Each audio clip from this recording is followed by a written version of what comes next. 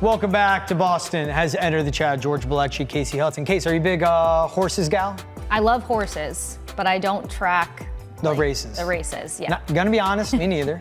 But now as an F1 fan, I understand it. I'm not gonna bash anyone. Right. But what we always like is someone that knows the game, knows the races, knows the sport. Bring us into it. And with the Preakness coming up, we got our guy Colin Sheehan. You can find him on Trust the Profits on YouTube. He knows his horses, he knows his races. He's waking up, starting his morning with us. Colin, great seeing you, my man. How we doing?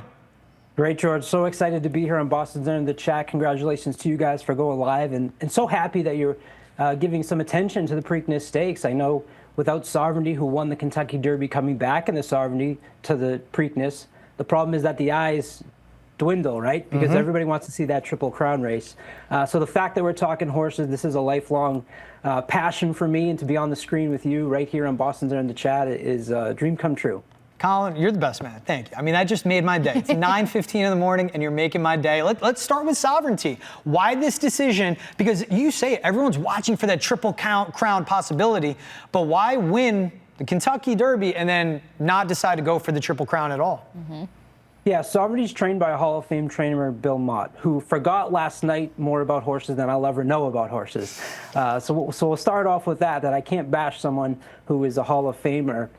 Came right after the Derby and said that this is what's best for the horse.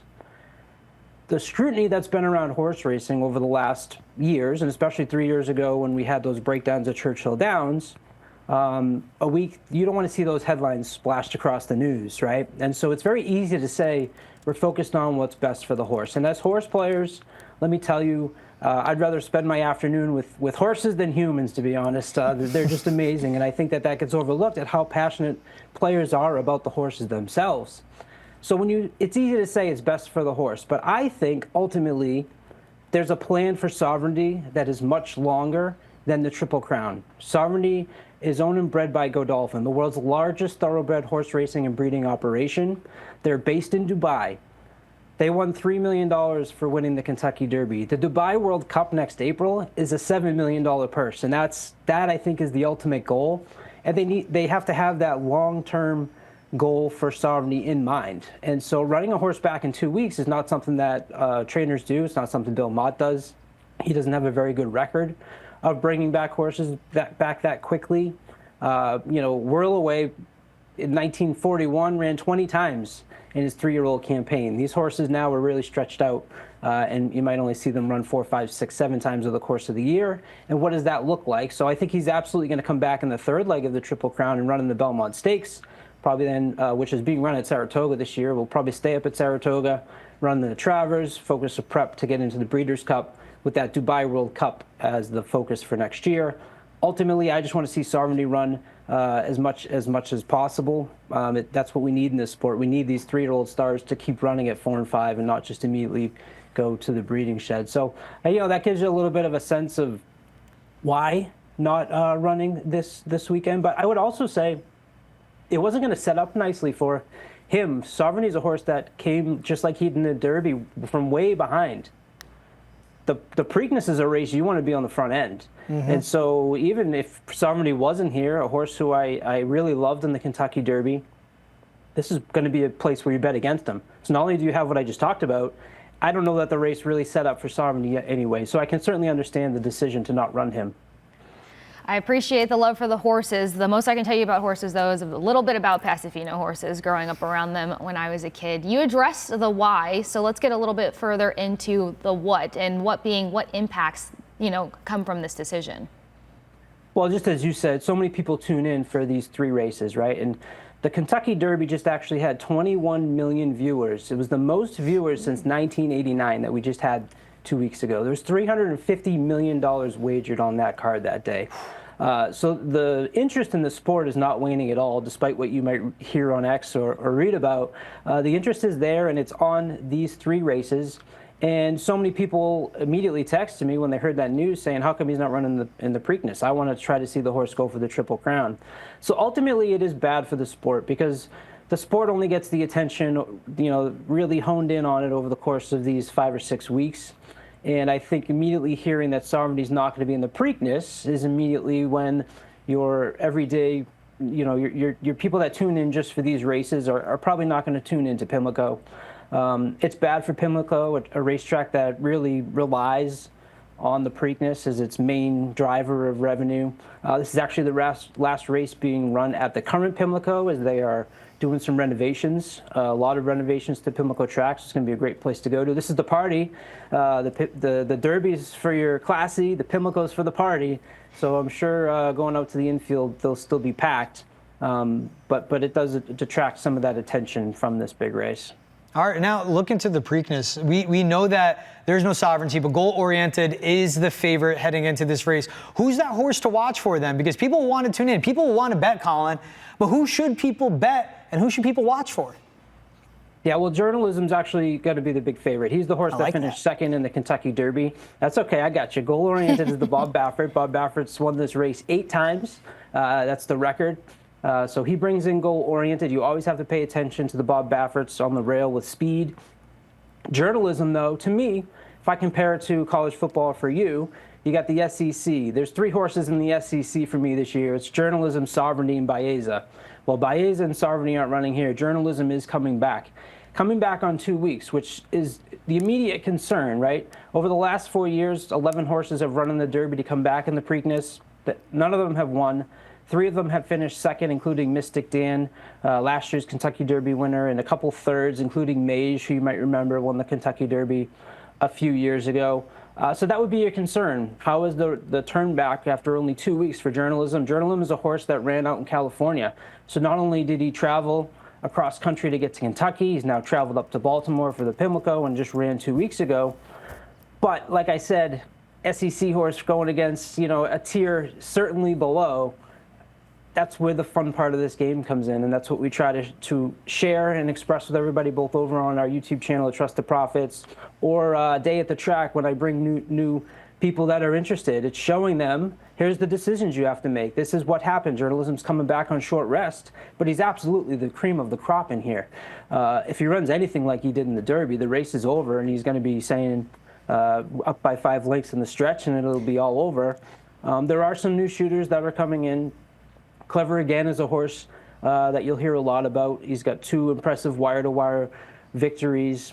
So Journalism, to me, I wish I could come on here and give you a horse like Sovereignty at 9-1 that's going to win. To me, I'm just going to trust the class. Journalism is the class of this race. He's tactical. Like I told you before, you need to be forwardly placed in the Preakness. You're not going to come from way off the pace like a horse like Sandman. Sandman's going to take a lot of money. He ran in the Kentucky Derby. He had an influencer who's got millions and millions of followers. I'm working my way there, not there yet. But he has ownership in this horse, Sandman, and they're bringing him back. He's a horse that's a deep closer. To me, he's a fade. I don't want the fact that he's taking all this money because of the influencers, and I don't like his running style. So Journalism on top for me. You mentioned fun. I also think I heard party in the mix there, but what brings the party alive, what adds to the fun are sometimes these long shot angles and bets, especially for any new viewers when it comes to watching the races. So who's an underdog in the mix here that you have to tell, new viewers or anyone like, hey, keep a close eye on this one? Absolutely. And just because you think Journalism is going to win, there's many ways you can make money in horse racing by maybe putting Journalism in first place and then trying to figure out who's going to finish in second place. And that's where you might try to find some value with some of these longer shots. Because it's a shorter field, there's obviously not 20 horses like there is in the Kentucky Derby. It's harder to find some really long prices. But one that I have my eye on is the number 3, American Promise. American Promise ran in the Kentucky Derby, finished well out of it. This horse is trained by D. Wayne Lucas. D. Wayne Lucas was the horse that brought in Seize the Gray last year. He's won this race 7 times, so if he wins this one, he'll be tied with Bob Baffert for the most wins in the Preakness. The thing about American Promise, this horse is huge, and he needs to stay in his stride. If he gets bumped off his stride, it's really hard for him to get going again. Think of a massive train, and they're filling it in with the coal. It's going to take a while to get that train going, but once they do, it's full speed ahead. So if American Promise can get to the lead, which I think is possible. He's in the 3-hole, goal-oriented is number 1 with the Bob Baffert. You know that horse is going to go. There's some horses on the outside that are going to go.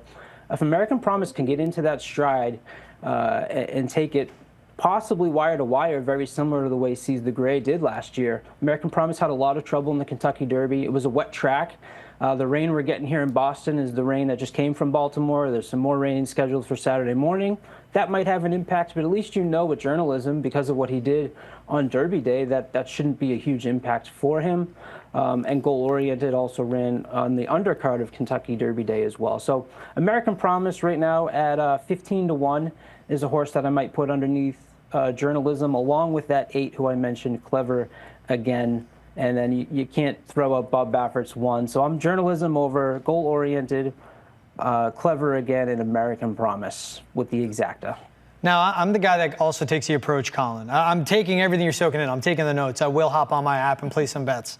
But I always have to do let me put this nicely to myself, the dumb meathead approach of, I really like the name Pay Billy, and it turns out he's 20-1. How dumb is that, if at all, for me to go and put, a little sprinkle on Pay Billy? I'll never talk anybody out of betting a 20-1 in horses. They have to run the race, and anything can happen, right? So you'll never hear me say, I'll tell you don't waste a lot of money on that bet, but I'm not going to tell you not to bet a 20-1. Pay Billy actually got into this race by winning a local prep, the Federico Tedesco, in order to get a spot into this race. So to me, it's a little, hey, here's your spot and come on for the party. But if you're going by names, I have actually found I read a Red Sox connection yesterday. The number 9's name is Gosker. Gosker was named after Jim Gosker. He played for the Red Sox in 1963. Played for 5 or 6 different teams. He played for the Mets, the year of the Miracle Mets, and he was actually the last hitter to ever face Satchel Paige. So pretty cool story going around the horse racing Twitter and articles about Jim Gosker, and I saw that connection with the Red Sox this morning, so I'm glad you brought up the meathead bet, as you called it, and we were able to make that connection for us here in Boston. I would say discipline is just using your beer money or your coffee money. So really quick before we let you go, your pick, your all-in guy, who's taking it? Yeah, I'm wavering a little bit as the week has gone on, but I think ultimately journalism to me is just head and tails above the rest of what they've brought in here. I don't think this field is as strong. I kind of wish journalism didn't go to the Preakness, because I would love that journalism sovereignty matchup at Belmont. Are they going to run journalism in all 3 of them? I don't know, especially based upon trainers not necessarily running the horses as much as they used to. But that will be, if you get the Preakness winner and the Derby winner up at Belmont, up at Saratoga this year, certainly something to keep your eye on. So journalism for me, and although I'm wavering, come Saturday, I'll be confident in that. All right, I love it. He's Colin Sheehan. You can catch him on Trust the Profits on YouTube. Everything you want to know horses, beyond the Preakness, beyond the Triple Crown. I mean, this guy lives and dies with horses. Colin, real quick, got to end with this one. The Preakness is 7 p.m. Saturday night. What's the drink when the race kicks off, when it starts? What's that drink in your right hand that you're sipping on as you're watching these horses go around the track? Well, I'm bourbon Nice. For me, just on ice a little bit. I got my Kentucky Derby Woodford Reserve bottle that I haven't opened yet. So we'll see. We'll see if we get that open. But it's usually bourbon for me if I'm watching the races. Hey, if the 20-1 hits, Colin, with the winnings I get, I got you a bottle of Woodford Reserve. We'll have some Old Fashions and some Manhattans together. He's Colin Sheehan of Trust the Profits. Colin, again, thanks for waking up with us, starting your day with us, and thanks for all the insight on the race as well, my man. Thanks for having me.